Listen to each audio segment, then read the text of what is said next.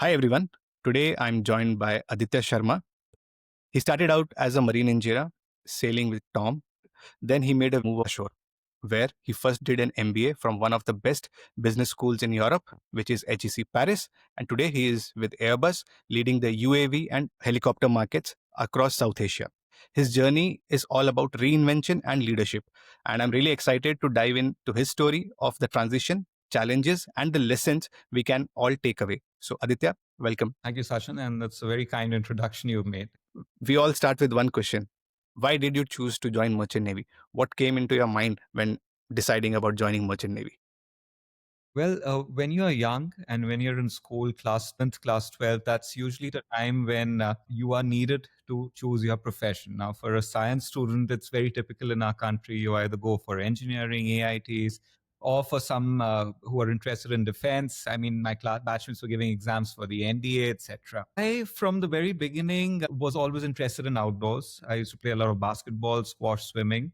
As a result, this entire idea of getting behind a desk job in the corporate world initially did not attract. I did not find it very attractive. So, merchant navy was one such option which was always there at the back of my mind. Even then, I wasn't entirely decided. I think what changed my mind was the training academy that I went to finally. My alma mater is Tulani Maritime Institute, and it had opened, it was very new when I had graduated from class 12th. It was just 5 years old. I was the fifth batch. So initially, when we went for a recce, my father and I, we went to scout around and we went to the Tulani Maritime Institute. I found the facilities excellent. I mean, it was very exciting for me. I mean, what it showed to me was an exciting life and a profession which would give you the opportunity to travel. The money, of course, for all merchant navy officers, I think that's from a very young age. You're told that yes, this is a very lucrative profession. But that at that point in time, I don't think the money was such a big aspect, other than the fact that you will be traveling the world. It's an adventurous life, and for somebody who's always been outdoors, I think going out to sea opened a very different paradigm for me. So that was it. I mean, you were seeing a part of the world which not very many, are fortunate enough to see. That's the oceans. I mean, everyone has seen what happens on land. It's very typical of living in cities, villages, doesn't matter. But when you're out at sea, you're out in the open. So that's something I think which excited me a lot. So moving on from there, then you completed your 4 years at the academy, and then you joined your first ship, and again you spent some time at sea. How was your time on board ships? What did you like the most? What lessons do you learn during this time? Well, I started sailing in the fourth year of my engineering program. This was mandated as per the curriculum that we had. I think the first time I went on board, I was extremely nervous.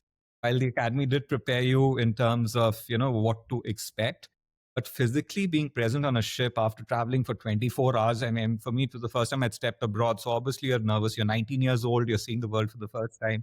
But then you're on board and you're on this metal vessel and it actually frightens you. It's huge. There are 24 people, all strangers. You're the youngest. So the first experience for me was, I wouldn't say it was tense, but yes, I was nervous. And at the same time, I was excited to see what was to come. To answer your question, I mean, I sailed as a fifth assistant engineer, a fourth assistant, and a third assistant engineer.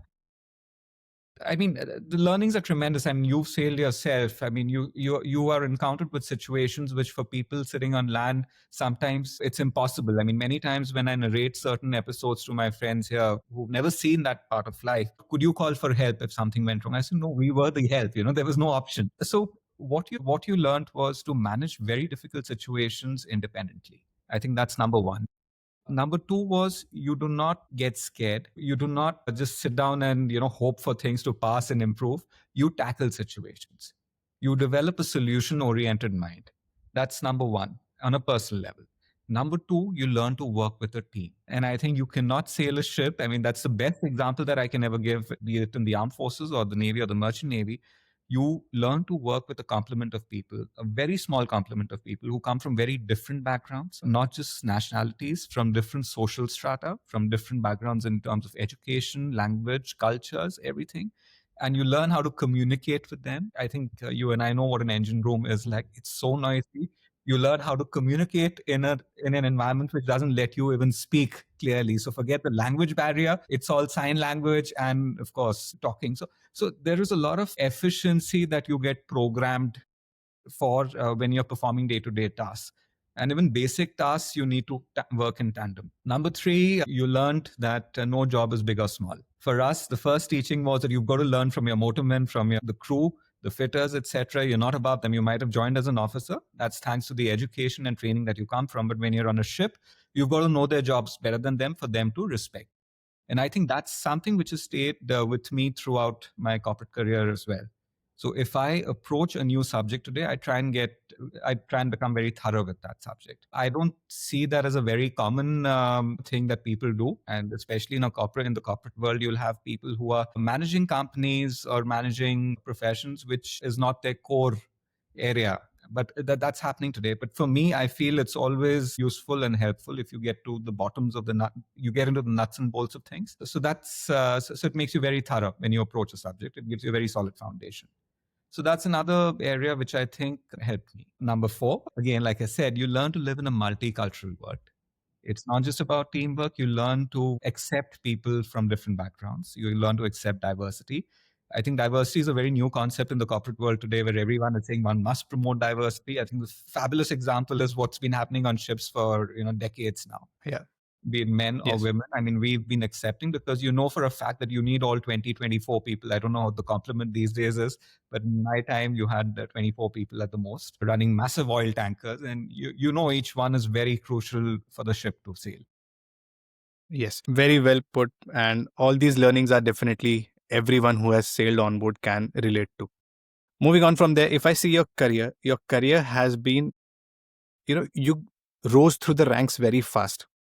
And it is very, not everyone gets such opportunities, or they are not able to prove themselves. But then what did you do right that you got promoted so fast within these short terms? You got promoted from fifth engineer to fourth engineer, then fourth engineer to third engineer. What were you doing extra, which other sailors who are sailing around can learn from it? I don't think I was doing anything extra. I was just following the laid down structure that you're supposed to follow. So the good thing about the merchant navy is your growth is structured. You know the amount of sea time you need to put in to clear the next exam. You know what the preparation is needed. All the courses are very well structured. The organizations are in place that assist you. So I think what went well for me was that I could finish my sea time altogether. I mean, I got my ships at the earliest when I needed to be on board. Many a times you don't find ships. It depends on which company, how big is the company. What also helped me that I sailed with very good and professional companies from the very onset. So when I started out, I got absorbed by OMI Shipping, which was then taken over by TK Tankers and Tom Shipping, a European company. So I eventually ended up with Tom Shipping, and it had a fabulous culture on board, which facilitated my learning. A lot of learning comes from the people that you're working with, not just the people below you, but also your superiors who assist you. So I think that's what helped me. There was a lot of learning on ship. And eventually it was this learning which actually helped me clear my exams. So I cleared my writtens in the first go. Orals, you know, it's I did it from India and Bombay. So MMD it's a tricky affair. So I think I took about 3 attempts before I could clear all my papers. But nevertheless, I think it was very well structured. One knew what one had to do to reach the next level. And that was it. Okay. So then you got promoted, everything is looking good. You are living the life which you always imagined, not a desk job. You can move around, you are getting to travel. But then when was it that you realized, I don't want to sail anymore? Was this something which came into you when you joined the ship for the first time, or this feeling started kicking in as you progressed further in your career? I never felt or thought that I would leave the merchant navy. It's just that sometimes when life has different plans for you, it takes you in another direction. For me, it was a similar case. Till the last day I was on board, I mean, I had decided this was to be my last sail. Till the last day I was on board, I was actually enjoying myself. I really loved it. There was not a single point. Of course, one has one's ups and downs also, and that's true for any in but never did I feel that I was leaving this profession because I did not like something about it. So, what changed? Now, my father was in the army, and he got a posting to Paris in France as the defense attaché there. And so I moved with him. I was still sailing, but my base became Paris. Thanks to his diplomatic position, I was exposed to a lot of international relations. I got to see the play of, how countries work with each other. So that kind of exposure was very different. And that's when I realized that if I carry on in the merchant navy, especially on a ship for a very long time, I'll be isolating myself in terms of knowledge and exposure. So therefore, after I had finished my sea time to appear for my class 2 exams, I had this option of either doing an MBA or going back to India, to Bombay, to spend another year to prepare for my class 2. And that's when I took the decision that no, I want something bigger from life. I mean, I have experienced this part of my profession. I have been to sea. I know what ships are. I've enjoyed doing it, but I wanted to learn more and experience more. And after having had that international exposure, and especially at the diplomatic levels, where one got to interact with ambassadors, it's a very different world even there. It literally pulls you out of that little frog in the well thing, and it shows you a different world. So that's what encouraged me to explore outside. And that's when I decided I'll do an MBA to help me as a stepping stone into the next phase of. So then, when deciding to do an MBA, so were you sure that you wanted to do it in Europe, or whether you wanted to do it from US? Because MBA is a US product. It is not very European product. So were you decisive of doing it in Europe, or how did this decision then came into picture? Right. I see. You see, it wasn't a very difficult decision for me. There were two factors, basically. Number one, I was already based in Europe, and Europe has some very good schools. As far as the US is concerned, of course, they have some of the best schools, but they're also very expensive. And for me, having had sailed for 5 years, I did have some savings, but I realized if I had to study in the US, it would entail a lot more, financially to accomplish something there. So therefore, Europe was a natural choice for me, and I followed the typical, system that's in place. You do the GMAT, you get your scores, you select 5 schools. Fortunately, I was admitted into HEC Paris, which was right next to where I was staying, even though one had to move to the campus. But I think things fell into place for me in that sense. So that was a decision. Now, I think the second question that you had was why an MBA? Because MBA being an American concept, MBAs today are prevalent. I mean, American, yes, it started with the Ivy League schools, MBAs, etc. But today, businesses are all very international. Therefore, you have people with the same kind of qualifications working multiculturally across continents. So I think the education system that way has kind of normalized, and European schools are also globally accepted in that sense. Okay. So those who know MBA colleges, they know HEC is a very good college. So how does the admission process for HEC look like? Is it generally the route of submitting your GMAT scores, then filling in the application? So just walk us through, if I am a second officer or a third engineer on board, I gave my GMAT, I got a decent score. How does the application would look like? Well, you've got to focus on the essays and the questions that are a part of the application process. For me, I spent a considerable amount of time fine tuning those essays. It's very easy to answer all those questions, but then you've got to put it in a language which the corporate world understands. And that's necessarily the people who are evaluating your essays today. In addition to that, I mean, I'll give you my personal story of how I approached this entire thing. GMAT was one aspect of it, which I had to give, I think, 3 times, because the first time I studied, whilst I was on board, very little studies, and I went and gave the exam. For me, it was okay, whatever I get, it's fine. It shouldn't be that big a deal. I have 5 years of experience, and that should be enough for any Ivy League college. A wrong notion, because the competition there is also immense. So I think the first time I got a 519 my score, then I decided to study a little more. I upped it to a 620, and I applied for all these colleges, the B schools. But simultaneously, whilst preparing for the GMAT, I was also working on the applications. And more or less, the questions are similar across all. They entail about your experience, your professional growth, your leadership experiences, crises that you've handled in your work sphere, etc. So fortunately, the Merchant Navy gives you all of that. The only thing, I think, a shortcoming that sailors have is the jargon which the rest of the world can actually understand. So for us, as an engineer, for me, a lot of things were technical. I mean, to put that into a crisis that you've handled on a ship, in the engine room, a breakdown or a Jenny failing, or, a boiler plant not functioning, and the implications it has on the entire system, the steering, everything. It's far too complex a mechanism for an engineer to put it in a business sense to, convince somebody that you are an apt fit for the school. So that I took about 3 or 4 months to hone my essays. I did not take any external help. It was purely between family and friends who helped me out. A lot of people go to consultants. I did not do that. I also felt that nobody could get my experiences out better than I could, because nobody else, unless a person has actually sailed, he can never understand what you're trying to explain to them. So therefore, I did it myself, and my family, of course, helped out. So the interesting part is, like I was telling you, when I applied for my GMAT with the 620 score along with the applications, HEC got back to me. And HEC said, you have a fabulous profile. It's very unique. Your experiences are appreciated. However, your GMAT score is below our cutoff list. Therefore, we would encourage you to give the GMAT again whilst we hold on to your application. We do not want to reject you. We would really like you to apply again. So thereafter, I got a little more serious about this, because for me, they gave me, I think, 3 months to reapply. And if for me, my challenge was that if I don't clear it this time, I would have to go back on my ship. I had already been on shore for a year. That time span, I had started working for an NGO as well, just so that I don't have a gap in my CV. Plus, it shows some social contributory work that you could do. So 3 months, I took a crash course from Kaplan in GMAT. Okay. And in Yeah. fact, that helped me get my score up to, I think, 710, if I remember right. And with that score, I was called in for 2 interviews. So for HEC, you have one interview with the admissions council and the second interview from an alumni. And once you clear both interviews, that's when you're accepted. And why I realized it wasn't easy getting through, because for sometimes you take things too lightly. Like I gave you the example of the GMAT score.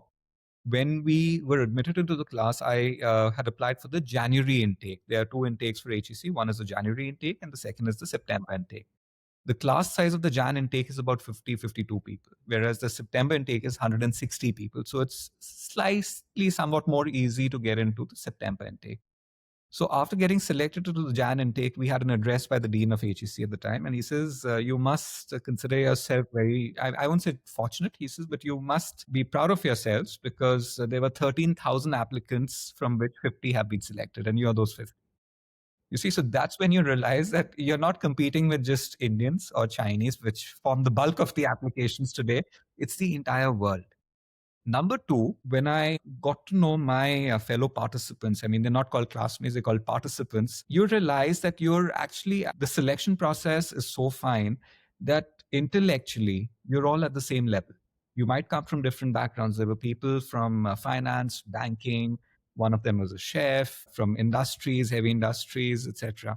But intellectually, you were all at the same level. So there was nobody who's behind in something. All that differed was the backgrounds and the experiences that you brought on board. And schools abroad, unlike in India, focus a lot of their learnings from the participants who are there. You learn a lot from each other. It's not just the academics. You're actually picking up a lot from. Yeah. I hope Okay. that answers your Yes, question. yes. It's very, very well put that your entire journey, how selection process, and at the end of the day, it's the cohort that matters at the end when you're doing an MBA. That is what I believe, because the kind of people you get in your classroom and their expenses will teach you much more than what a classroom can teach you. Even if you have the best of the professors, but the people around you are not reciprocating it, then I don't think it would be a good way. Certainly, and But then, that's good schools come in.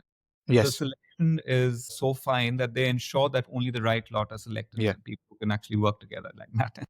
yes. So, and then you spend 1 year in the MBA program. It's a 1 year program, right? See, for the January intake, so there are various combinations to it. So Yes. again, for the January intake, the academic curriculum was for 1 year, Hmm. followed by either an exchange program or an internship for 6 months. Okay. A lot of my classmates chose exchange programs, whilst I decided to go in for an internship. Okay. Okay. So then that 1 year, after spending so many years at sea, sitting back in a classroom with all these brilliant people, how did this come into picture? Because when you're on board, the learning curve slightly at times decreases and it gets little difficult to sit down in a class and again start studying at that age. So did you face any challenges, or you were very much, in the process of learning again? How did that work through the year? Let me answer that a little differently, because for people who are considering to leave the merchant navy, I think that age at which you decide is very crucial. I started sailing when I was 19, and by the time I was 24, almost 25, that's when I left. So I was Okay. still young enough to adapt to getting back to college and studies. Okay.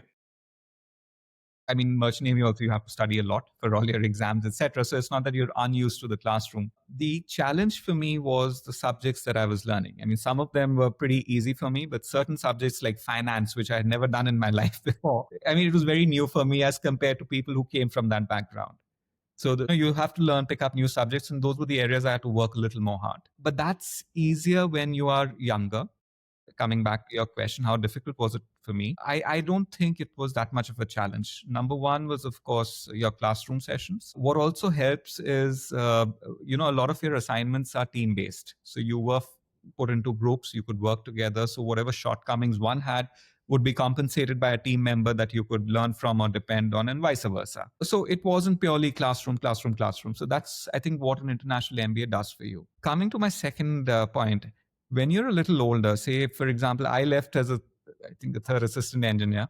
But when you're a little older, maybe when you're leaving as a second mate or a master or a chief engineer, number one is your private, your personal responsibilities are a lot different.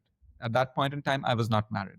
So therefore, there are other things that you need to think of. You need to secure yourself financially. You need to secure your family at the same time, and thereafter get back into learning, which may not be easy Yeah. when you're in your 30s or early 30s. So that's what is different. So when, for me, my advice is, when people decide to leave, they must actually give it a good thought as to where they stand, number one, financially, and number two, what do they actually want to do afterwards. So that kind of helps them decide on which course to pursue, be it an MBA or any other course. Yes, very, very well put, because the age at which you choose to stop sailing is very much decisive on what kind of career path you will take, because it gets difficult if you are in your early 30s. Then also you might think of, going abroad, or even in India, going to a good business school and starting an education. But if you're in your mid 30s or late or even early 40s, then the responsibilities are different, challenges are more. So that planning, I think, is very necessary. Not Then, just that, Sachin, because finally, when you change professions, either you're yeah, getting back into the shipping world, or yeah, like me, if you are changing industries altogether, you start from the bottom of the curve again. yeah, So that's you true. have to have, that resilience in you to start from scratch. For me, when I came into aviation, it did not matter to the corporate world that, you had already put in 5 years, and the quality of experience that I brought in. Unfortunately, while it's relevant for others, when they see it, they only want experience in that specific domain that they're hiring for. So for Yeah, me, I had to start from scratch all over again. So that's something you have to accept. yes, That's easier done when you're younger. Again, in your 20s, that's when I came back into the workforce in a different industry. Vis-a-vis when you've already sailed for many, many years, you've put in 10, 15 years, I think it's very difficult to change industries then. it's very true, because that's why many people, even if they do an MBA from a very good college, they again tend up to getting back into maritime domain, and then they get very similar roles what they would have got even if they haven't had done an MBA. So that is You're very what a big mistake people make. right. In fact, I had applied to another Danish company right after my MBA. I wanted to get back into shipping. But then I realized that the kind of jobs that they were offering me were, I did not Yeah, need to have done an MBA at all. All they were talking to me was like, the sailor that I used to be, a marine engineering officer. Oh, this is a shore job. This will be your timings. I said, no, that's not what I'm looking at. I want to make a switch to the business side of things now. true. So So yeah, that is a very big discussion. People don't realize that if you want to stay in the maritime industry, even now, the maritime industry does not recognize an MBA. An MBA is only good if you are looking to transition out of the maritime industry where you want to change your industries. That is when a good MBA college would help you, and that will give you that right catalyst to change the industry. Rather than if you do an MBA and if you think of staying in maritime industry, I don't think it is very relevant to doing it from a very good business school where you spend a lot of time of yours and even spend a lot of money, and the results which you get out of that would be very similar to what you might get even if you were not doing an MBA. So the whole point of doing a MBA from a good college then fails. And then moving from there, as in your case, you switched industries into aviation. So, how the things looked when you just started your career? Was it very difficult for you to adapt? You as you mentioned, you were in your early 20s, you could adapt. But then where did your maritime skills or your experience on board helped you in doing this change? Okay, I'll take you through how I, Yeah. you know, Yeah. so it's Yes. all story. It all falls into place. I Yes. mean, at that Yes. time, don't think in such a structured way as, I think the answer that you expect from me is more structured, but, this is how it played out. So I was fortunate enough to get this internship with Airbus at the headquarters in Paris. At the time, the company was called EADS, European Aeronautics Defense and Space Company. So, which was a conglomerate of Airbus, Eurocopter, Cassidian, and a few other companies. So, those were the five different companies that constitute what is Airbus today. I was basically hired to do an analysis project for the company, for the group, which entailed analyzing 15 of EADS's top competitors globally. Now, this meant financial analysis, strategic analysis, and a competitive analysis. This particular project was initially, just before I joined, was being outsourced to a third party that used to do the analysis for them. They would charge anywhere between 40,000 to 50,000 euros for this. And that's when I was brought on board as an intern. But of course, you have so much of experience. An intern here doesn't necessarily mean a youngster who doesn't know anything. He's starting afresh. You come with suitable experience and maturity to handle serious projects. So I was brought on board for that. And I accomplished that project, which was then sent to, CEO and many other global leaders from across the world from Airbus. The point is, where did the merchant navy actually help me in this? My experience there. Number one, like I mentioned, this was an analysis project. And as a marine engineer or even a deck officer, I think we get trained to think analytically. It becomes a part of your day to day functioning. The kind of problems you handle, the kind of planning that you need to do, on the deck side or on the engine side, it's all very analytical and logical.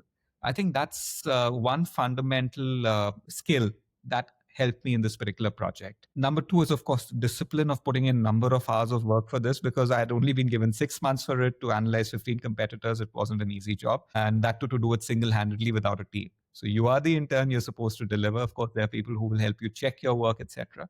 So that was it. And number three is, of course, you're learning something new. I mean, on a ship also, you're learning something new. Every time you go on board, you'll encounter new technologies, new problems, new ways of dealing with them. And the approach here was the same. I was learning something totally new. And, I just remember when I was doing my training, my marine engineering, we had a very fine chief engineer who used to teach us, Mr. Basu. And this is something he would always tell all of us. He says, a marine engineer is capable of doing anything. He used to tell us in Hindi, a marine engineer kuch bhi kar sakta hai. And, at that point in time, you just take it that, it's fine. That's your professor telling you something to motivate you, to encourage you. But the kind of situations we were put through on ships without any help in the middle of the ocean, thousands of nautical miles away from any support, land, anyone. And when you succeed in overcoming those challenges, you realize that statement is true. That habit, that attitude, that skill has been inculcated in you to achieve anything. So when I approached this new challenge in the corporate world for me, I already went in with a mindset that I can do it. I never had any doubt that I will not be able to achieve it. My focus was solution oriented. I said, no, this will be done. You've given me a task, I will finish it. Period. Yes. Yes, that's a very right mindset which all the seafarers have. That what I have also seen, that if you give a task to a seafarer, they say that okay, I'll do it. Generally, what people ashore, when they give them a task, they'll say I cannot do it or I won't do it. But if that same task is given to a seafarer, they will not think that I am being, requested to do this. What we tend to take in it as, okay, you are giving me to do it, I'll do it, no matter how many other tasks I am doing simultaneously. That is the very different thing which I've felt a lot of seafarers have in their mind. Correct. And then, And you're very right. You don't see this attitude everywhere in the corporate world. It's very few people either coming from the defense forces or from backgrounds such as us that have that attitude. yes. So moving on from there, you completed your MBA, did your internship with Airbus. Then how did you decide on coming back to India and working for Mahindra then? Weren't you inclined towards living abroad and settling in a European country? Then why the decision of coming back to India? Okay. No, I was very keen to stay on in Europe and gain a few years of experience there before actually moving back to India. However, this was the year 2012, and the world was coming out of the last economic recession, the 2008 to 2012 economic recession. Jobs were tough to come by in Europe. Not having a work visa was also working against me. So whilst I'd applied and interviewed for a number of places, there was a company in Zurich also that had almost selected me, but then I was told that they had to hire a European over me because of whatever the national interest demanded. So thereafter, I decided to come back to India and apply for jobs here. So that's, I think, something. I think in the questions that you had sent me, that is there a period of struggle immediately after your MBA? I think I must bring this out today.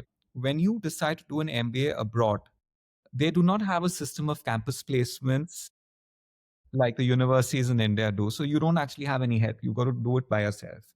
So that is a bit of a disadvantage. Let me put it frankly. So thereafter, when I came back to India, I was competing with the IIMs and ISBs here for jobs that typically go on their campuses to hire people from there. Number two, India also at that point did not see the experience that you got with you. It's not that you were a fresh MBA, you had 5 years of work ex behind you. Whereas graduates from IIMs, etc., they're people who've just finished their engineering or any other course and they jump straight into the MBA program. So I don't think I saw very many companies making a distinction there. So those are two, I think, key characteristics of the Indian job market here. So about me, Mahindras. Again, like I said, I did apply to a lot of places. Mahindras, I had not applied to. But one day I get a mail from Mahindras, possibly my CV had reached them, that they had started an aviation vertical. Mahindras, again, a large conglomerate, basically known for the automotive sector. Mahindras had just launched Mahindra Aerospace, which entailed setting up a manufacturing facility in Bangalore and an acquisition in Australia of a small aircraft manufacturing company. And the global CEO was looking for an executive assistant to help him run these two businesses. So I got a call from Mahindras. I went and interviewed. I was fortunate enough to get selected for this role. And that's how I landed up with Mahindra's pioneer, into the aerospace world. Okay. So then once you got selected, how was it working with them? How did the entire journey of your years with Mahindra look like? It was a roller coaster ride. So, like I said, Mahindra's had just set up a factory in Bangalore. So when I joined them, they were in the process of setting up operations, factory operations, which started from even installation of machineries to putting processes, SOPs into place, to hiring and training people. So getting the business going.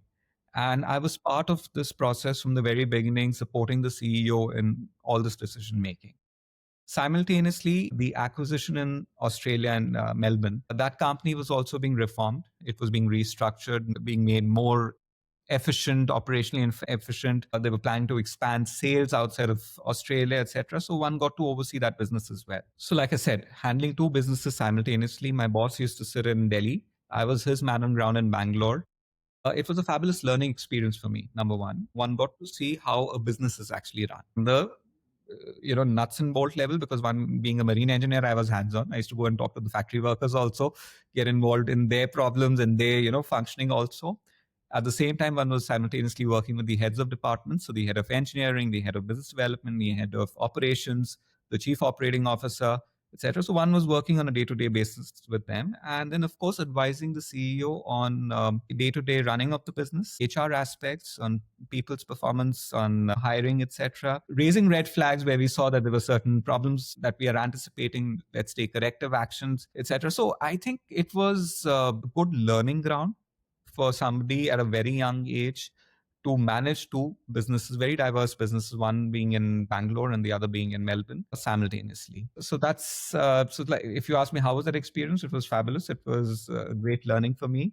And I think it helps mature you into senior roles very quickly, such experiences. Yes, that's what I can also add to this is that this is what I think a marine engineer is looking when they are moving ashore, that a lot of challenges are thrown at you and you can tackle those challenges. I think that is what the mindset of sailing on board prepares you. And if you just sit on a desk, I think your journey would have looked a lot different rather than once you got into this entire building of SOPs and everything. This is very much ingrained in you.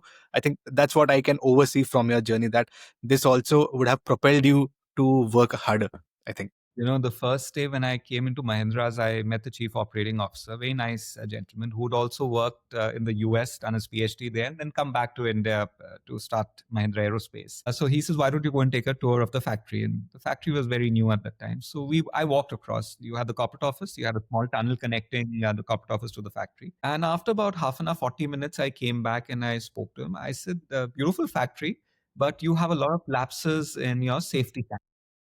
So he looked a little confused. He said, "What's wrong?"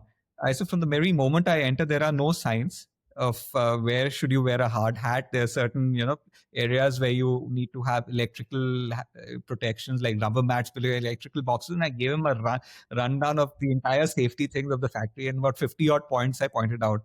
And he was actually quite amazed. He said, "You know something? You've just done a safety audit of this factory. Yeah. And we had never even thought about these things." I Yes. said, "Yeah, Yes. because on ships we follow this on a day-to-day basis. I mean, this is what we see, and it's very evident where you have a dangerous working environment. You've got to implement that." So that's another thing I think which naturally came to me from the merchant navy of that experience and how it can be implemented on shore. Yes. Very, very well put. And then moving on from there, at a very young age, you even chaired a shadow board at Mahindra, advising the leadership at such a young age.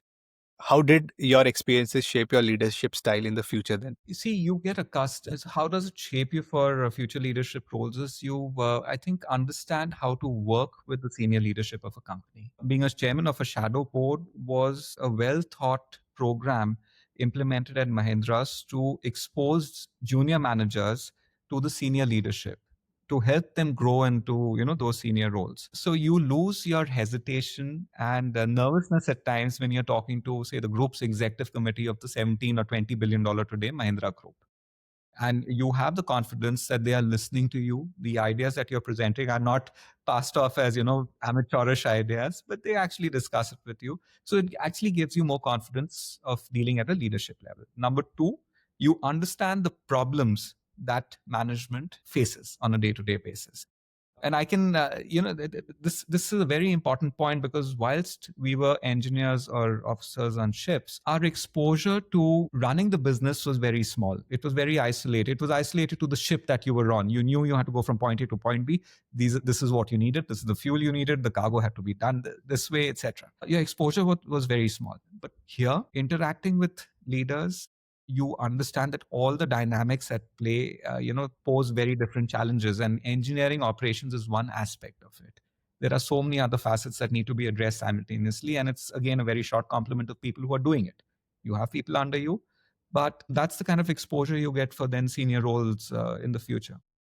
And then just adding on to that, did your sailing experience help you in your boardroom strategy roles as well? I would say yes, in a way. My approach to everything was very analytical and logical.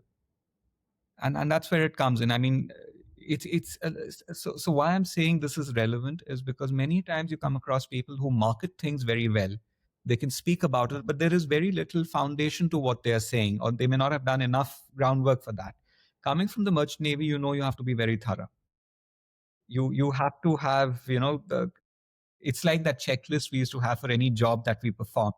Before you come to a conclusion, you have to go through all those steps, ensure everything has been ticked off. And that's exactly how it plays out in the corporate world. Before you present an idea, before you present a strategy at the senior most levels, you have supposed to have done all your homework before that.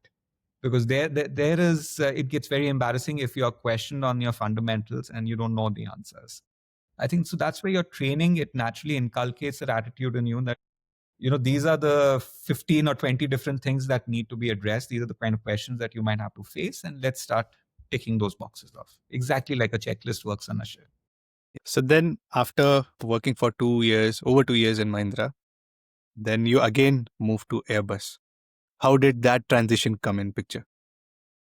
Well, Airbus, at that point, Airbus India had a new managing director who had just come in, and he was again building a team, and he had a position of the chief of staff open, and I had applied for it. Plus, he had also known me from my work during the internships. I think that also worked in my favor, and I joined his team thereafter. And again, at the time, Airbus India was commencing a pioneer project or a pilot project for the group in terms of integrating its three businesses into one entity. So that India was the first country to be doing that. So Airbus commercial, helicopters, and its defense and space businesses were being integrated under one roof, as we call it, called Airbus.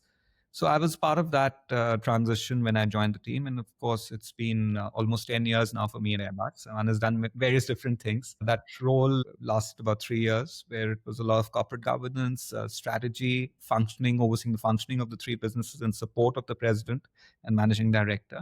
And thereafter, one, of course, found different roles and new learnings and new challenges. And, it's how life is. Yes.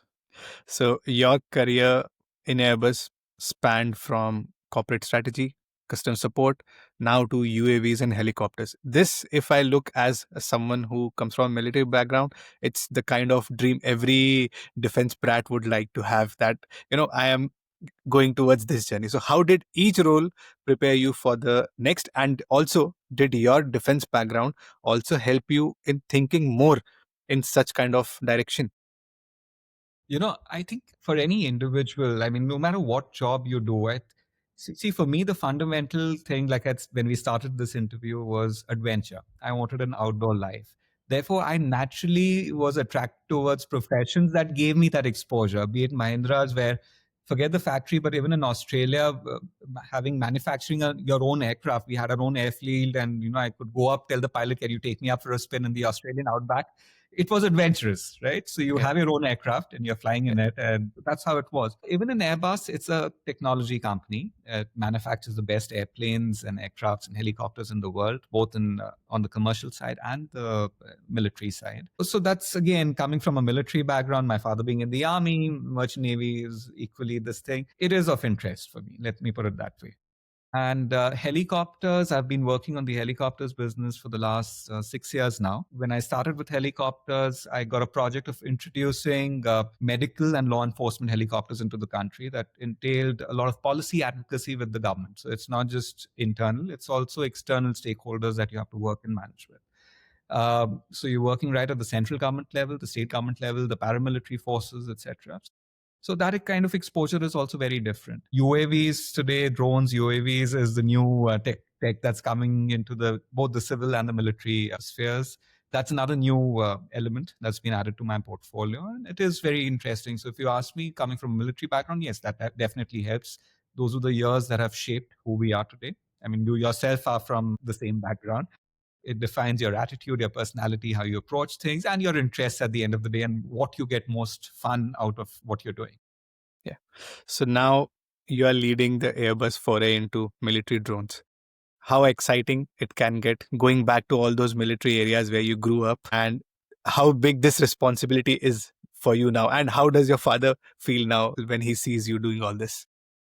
No, I mean, they've always been very proud of Yeah. whatever I've done. So I Yeah. don't Yeah. think for me, if I'm interacting with the armed forces, I can't speak much of my work and where all I go. But Yeah. yes, it does entail a lot of interactions with the armed forces. And for me, they've always been family. Yes. You don't, even though one is doing something very different, my father's retired, but when you get back to the armed forces, it feels like home. Yes. That's really nice. Then moving on from there. So how do you balance the government relationships, policy advisory, business strategy in one role? Because these are things which require a one person to think differently for each. Because in India, especially when you are dealing with government officials, it's a different kind of strategy and mindset you have to go and work with. When you are dealing with corporate structure, it's an entirely different kind of minds you are dealing with. So how are you, doing all this in this role?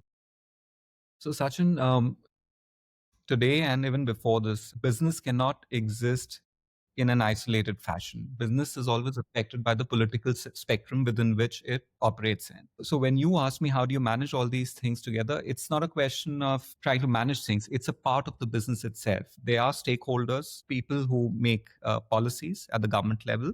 You have your customers, which might be private individuals or business functions or even the government. And the interplay between these agencies and stakeholders is a part of your business. So you don't think that, oh, I have to manage that, I have to manage this. No, it's part of your day-to-day functioning. So it's not that difficult. I had done a subject here in my MBA program. It was called Business in a Political Age. And this is exactly what it introduces you. So when you're working, say, in a very specific department which entails a very specific skill set, maybe finance, it may be engineering, whatever, you do tend to get bracketed into that particular field. But when you're at the management level, you have to take into consideration all the elements that affect your business. Okay. It's your if I look through your journey from your day one till now, it has been really inspiring for all the seafarers who listen to this podcast, that they can think of, there is so much I can do. And just because I've got into merchant navy, I cannot limit that is not a limitation for me. And there is so much I can do from my career.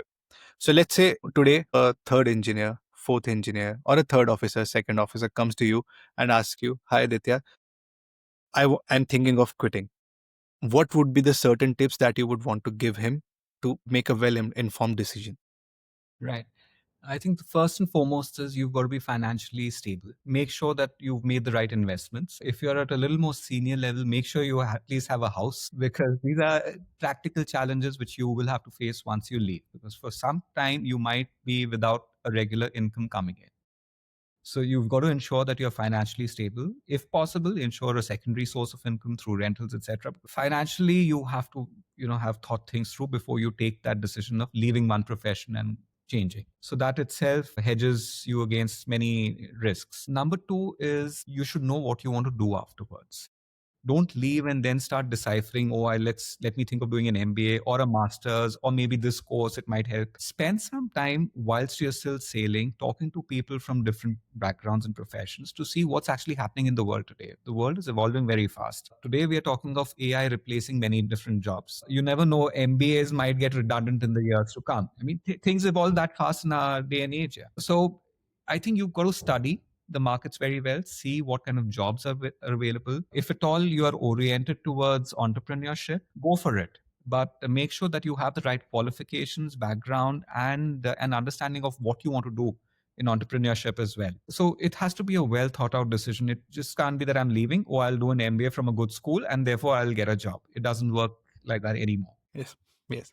You have to have a solid sense of what you're doing, how you're going to reach there. And like I said, it's very important to be financially stable in today's day and age. Yes. This is, you very rightly mentioned that just thinking that you'll do an MBA and you'll get a job, this is a very wrong strategy. Because whenever I talk to anyone who comes to me saying, you know what, I am thinking of quitting, then I ask them, okay, what do you want to do? They say that, I'll do an MBA and then I'll get a job. But then I ask them, okay, you want to do an MBA, but what job do you want? In which industry do you want? What kind of thing? So they are like, I don't know.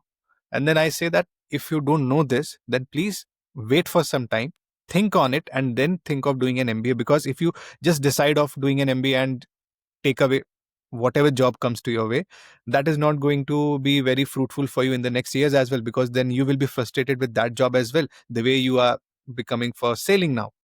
And then moving from there, from your experience and from your career, I can see that it does not matter if you were a junior officer or a junior engineer, you can always grow in your career. But from your perspective, do you think in India especially, is it necessary to get to a senior rank, or you can leave if with the time you feel, I don't like sailing now? See, going by my own experience and that of my batchmates who are still sailing today, I think all of them are chief engineers, whoever is still sailing. I personally feel I made a sensible decision by leaving early. Because Yes. today, for them to adapt to a life other than, say, in a shipping company, to any other company or an industry, it's impossible. It's very, very Yes. difficult. Yes. And then you've got to swallow your pride, because your salaries will not match, with what you might be getting as a chief or a master. It's going to be much, much, much lower. Yes. So leave at an early stage, get that experience, make the most of it. But I think it'll be simpler for you if you leave in your 20s or maybe till the time you're 30. Yes. Then there might be some people who are in the decision of staying in India or moving abroad after they quit sailing, especially let's say, if they are at the junior officers or engineers level. So do you think it is easier for people to succeed in, let's say, European market, or I'll take away US for right now, I'll say European market or other like Singapore or Australia, these countries are easier for junior officers to succeed in their careers, or in India also they can think of making a career ahead? See, I won't generalize it like in this Yes. manner, but today, if I were to see the market forces today, Europe for me is a saturated market in terms of jobs, in terms of progress, in terms of growth. My advice, and this I give very often to young people who want to do MBAs, etc. When they come to me, they ask me, should we go to the US or Europe? I said neither. Please go to Asia. Please seek either good Indian schools, or say possibly National University of Singapore or NTU, one of these universities, because today these are the markets which are tipping the economic balance globally. So this is where growth is. This is where jobs will come by, and this is where you will prosper. I think Europe and US are now saturated, and I don't think they're accepting Asians or people from other countries willingly. They have to cater for their own job securities first, and then they can seek out people from the outside, and only if they have a special skill set which they themselves can't compensate for. So I think today, with the way things are going globally, Asia is the place to be. I wouldn't say India, Singapore, China. I don't want to be very specific there, but Asia is where we see a lot of growth happening. That's really true. And from there also another question comes in, that should a person focus on getting an MBA, or they should think of getting into a specialized degree? Because outcomes of both the degrees would be different. So what would your recommendations would? See, I do a lot of interviews for HEC, and this is the first question we ask people: what do you want to do? Why an MBA? The MBA is a very specialized program which helps you get in knowledge and experience and know-how of how to run a business. Is that what you really want to do? Are you very oriented towards, say, science and technology? Should you rather do, say, a master's in engineering? It all depends on what the individual wants to do in life, where his Yes. interests lie. And there, after you select the course which helps you as a stepping stone towards your own goals. In India, we have this habit of generalizing MBAs. Oh, I've done my engineering, I will do my MBA, and then I'll be placed in so and so company, and or so and so industry, and that's it. That's my life is set. It doesn't work that way. You have to know what you want to do and what will actually help you grow there. And today, like I told you, things are evolving. There are new technologies coming up. You have artificial intelligence, which has suddenly infiltrated all our, even your basic emails, you can rewrite them through AI. Your analysis, your huge amounts of data are being, you know, analyzed through AI in a very short span of time. There are massive documents which you don't have to read anymore today. You just tell the AI. So things are evolving at a very fast pace. Tomorrow, you never know, the construct of business may not require an MBA to be there. You have technology facilitating your decision making. So I think it's very crucial. You should be aware of how the world is changing.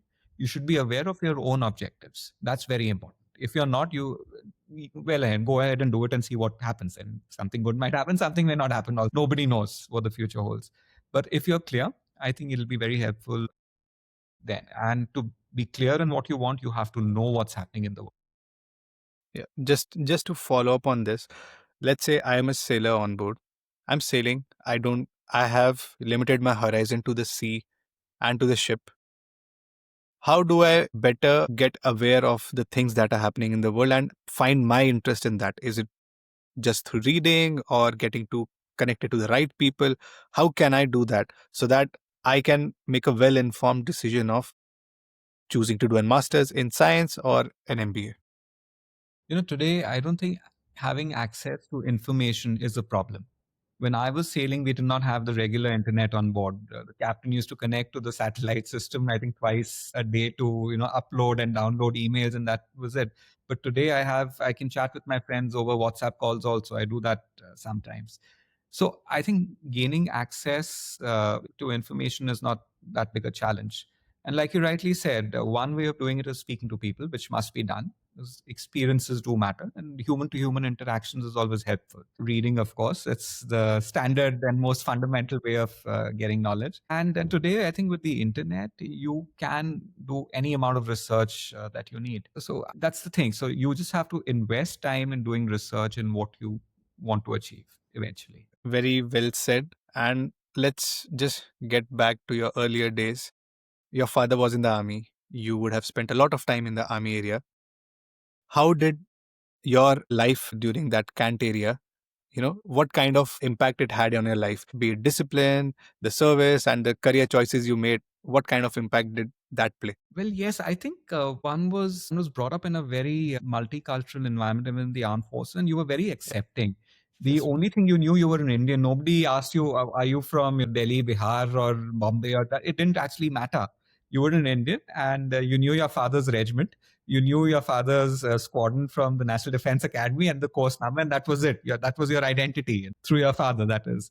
And of course, amongst classmates, oh, which school were you in before this? Where were you posted before this? That was life. So there was, unlike what you see outside, and it's very sad that even today people are still broken down into the caste system, and they're very concerned about which part of the country you come from. Do you speak the same language? For us, it was never an issue. We were very, very accommodating, and it was a norm for us that this is how life. We are all Indians. So I think that's the biggest thing that we have as people coming from an army background. Then, of course, a disciplined life, structured life is also very important, because it wasn't difficult for us even when I went into the merchant navy. Of, like you said yourself, you wake up at 4:30 in the morning even today. And that comes from discipline. It doesn't happen overnight. It's years of grooming, your childhood upbringing, etc., which makes you capable today. So I think that's another big facet. And number three, since I've lived and worked abroad also, many times people ask me, was it a cultural challenge for you to adapt to, say, the French way of living? I said never, because in the army I've changed 12 schools and all, and this from north, south, east, west. We've studied everywhere with people from the south where you don't even know the language, to other places, and for you it's just another thing, another posting. You can say you're settling down in a new country. Okay, you adapt their culture. That's it. Yeah. This was a very similar question which I got when I just moved to Norway, because people here, they speak English, but then they even prefer speaking in Norwegian when they are with their colleagues. So every time people were meeting me, they were asking me, how difficult is it for you to, move to a different country? I said that, this is not something new for me. I have been habituated of changing schools and cities for every 2 years, every 3 years. When I was a child, I would have changed more than 6 or 7 schools. And every time it's when you make new friends and your friendship starts building, you are in a different city altogether now, and then you adapt to that culture. By the time you start adapting to that, you are moving to a new place, and then you were sailing on board a ship. So these kind of things, for especially for someone who comes from a defense background and then working on board, I don't think the adaptability is a very difficult part for people like us, because we have been doing that from our childhood itself to our working professional life, and then now we can directly, I think, implement it in the corporate career as well. And it's not just the way of living, it's the things that you've experienced also. Now, I was in class 9th stroke 10th. I just moved into 10th when Operation Vijay, the Kargil thing had happened. And my father was posted in Akhnur and J&K. So whilst he had, of course, the army had moved on ahead, and we were staying in Akhnur, but we had the river Chenab flowing right in front of our house. And I think it was just a few kilometers away from the IB. It flew into Pakistan. Every morning and evening, my brother and I, we would come back from school. We could hear the shelling from our house. So we would sit down and have our tiffins, and we could, we were literally counting the mortar shells which were falling in the near distance at 1, 2, 3, 4, 50, 60. It was like that. So it's a very different experience that you have. I don't think a regular civilian kid have that kind of exposure ever. It's only being watched on television. And then you had, you were visiting casualties in hospitals. You were seeing things happen before your own eyes, and your own parents, your father was involved in it. So that kind of experience shapes you, what you get to the world outside. Today we talk of corporate world, etc. But you are a different personality, and very few people can actually understand where you come from and what you bring. Yes. And also, I'll just try to add to that. Did you ever feel that, when someone asks you, where are you from? So do you have a challenge in answering this question, where are you from? Apart from, let's say, so it's very difficult, because for me, not just my father, but both my grandfathers were also from the armed forces. okay. So we never actually came from one particular place. Yes, we are North Indians. We have a history. We have roots everywhere, but you don't identify with any one place. Today, I've been in Delhi for about 10 years. So I say, okay, yeah, you can say I'm from Delhi, but it's not that, I have any attachments to this place in that sense. I'm an Indian, that's it. Yes, I'm Indian. yes. So let's now get back to your sailing days. Do you think there is one moment or one highlight that you will always remember from your sailing day while you were on board, that, this is a day I'll never forget in my life? I remember many days from my sailing life. Well, I think there are certain, I mean, this is something which I would always remember is some of the crises that we've handled and the way we've actually overcome those crises because they were life and death situations. So there was one particular incident where during my watch, and there was a new chief engineer and a new captain who had joined that very morning. And the older guys had signed off. There was a very short handover which had taken place, just a couple of hours as it usually happens. And this was again in France. And we were in a river port, and the ship was loaded with oil, and we were sailing out. And when we lost power, there was a pilot on board, and the ship started floundering. And it's a two-way. It was a two-way channel, so there were ships coming on one side, and ours was moving towards the ocean from the other side. And it's in my watch with a new chief engineer in the engine room. And the second engineer, of course, the motorman and the fitter were there with me at that point in time. The ship loses control. Contaminated fuel. So you lost your jennies. We lost the boiler plant, because of which we started losing the main engine. The engine started stalling. So basically, long story short, it was, of course, 4 hours of running up and down, trying to see how to put things in place. But, the ultimate, one understood the repercussions if something, if the ship got grounded or it crashed into another vessel. I mean, it's a massive oil slick in the middle of France in a river channel.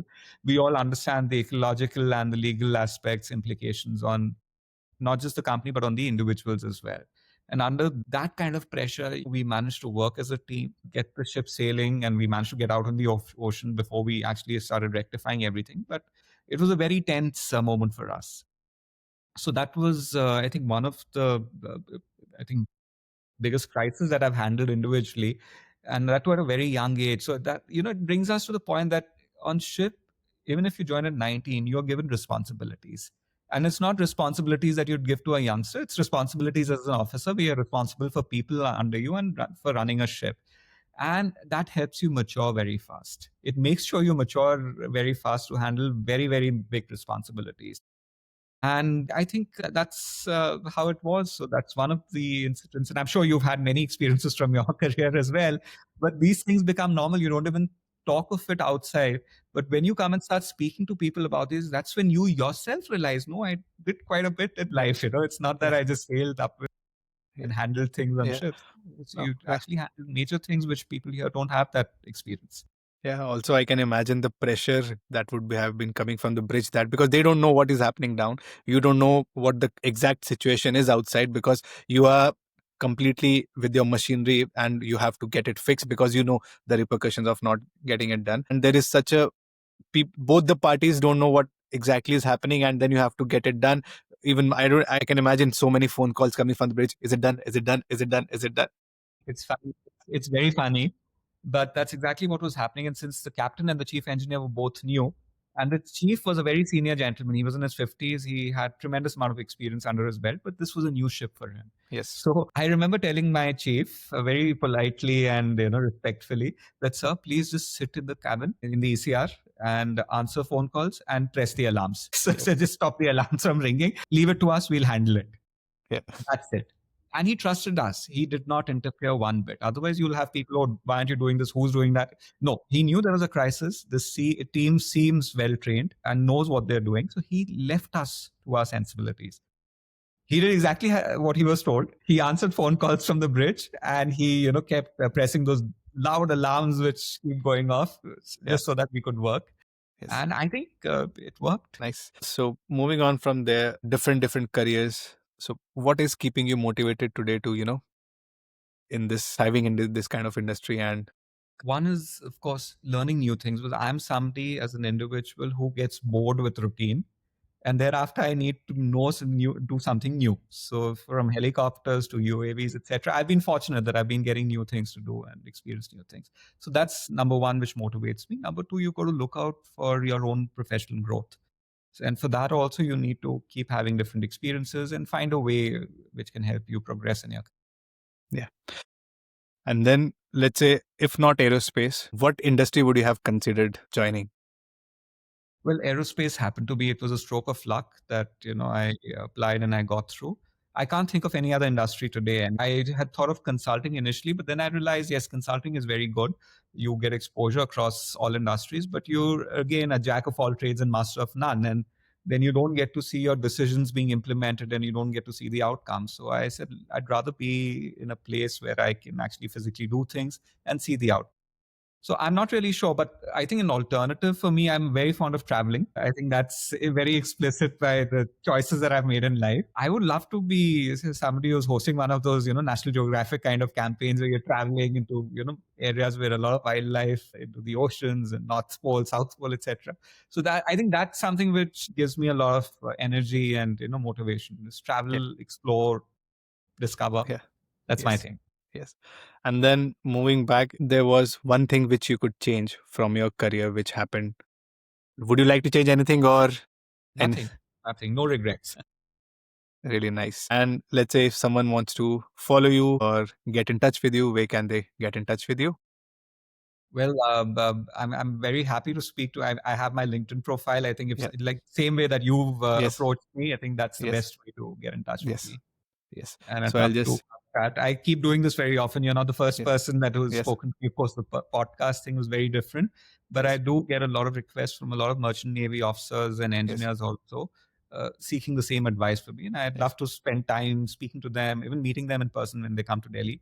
So I've been doing that from the very beginning. Yes, yes. I think that way people who left sailing are still sailing. That way they are trying to build up the fraternity in a way of helping others who are in this kind of situation. And that was the end goal of having this kind of conversation where we can help others as well. But let's say someone reaches you over LinkedIn. And what do you think is the importance of LinkedIn for seafarers right now? How can they better use LinkedIn for themselves? I think it helps them network. It's very easy to come across people from similar professions or people whom you think might be able to guide you. Yes. But I'm not saying that everybody responds to messages. People sometimes are very busy in their profession. See, LinkedIn is a personal, it's a personal social media platform. So not very many people go through all the messages that people send them. But nevertheless, you still find a few who take time out and take the trouble to reply back and connect. So I think keep trying, seek out new people, seek out people who you think might be able to assist you or guide you in your journey, and that's it. Any final closing words which you would like to give anyone who is thinking of moving ashore? Well, I mean, good luck. It's always good to change, learn something new. It's a very good thing if you are thinking of changing, because that shows a progressive mindset where you want to grow out of what you already are comfortable in. I mean, after one point, shipping might be a very challenging job, both mentally and physically, but you get accustomed to it. It becomes your comfort zone. So if you're thinking beyond this, I think it's a very progressive thing that you're doing, and learn more about what you want to do, explore different avenues, and go for it. Yeah. Then it was really amazing to hear your entire journey from your academy till now. It's really inspiring and someone who I can just say that there is no limitation to anyone just in the maritime industry. If you put in the right work, take the right decisions, you can succeed in a career which people think that is not possible because you have joined merchant navy, and you are the perfect example. And really thankful for doing this, spending your time on a Sunday and giving in this podcast. Really appreciate it and hope to stay connected with you. It was really lovely hearing your story, and I hope people get motivated listening to this and take the right decision.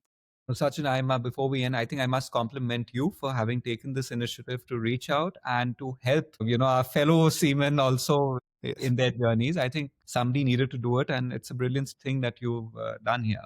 So thank you for considering me for this thing. I don't know how inspiring my journey has been, because I'm also learning every day, Yes. and there are challenges, there are good highs and lows in life, as it is for everyone. But I hope with whatever little experience that I have, I can contribute. Yes. Yes. Thank you.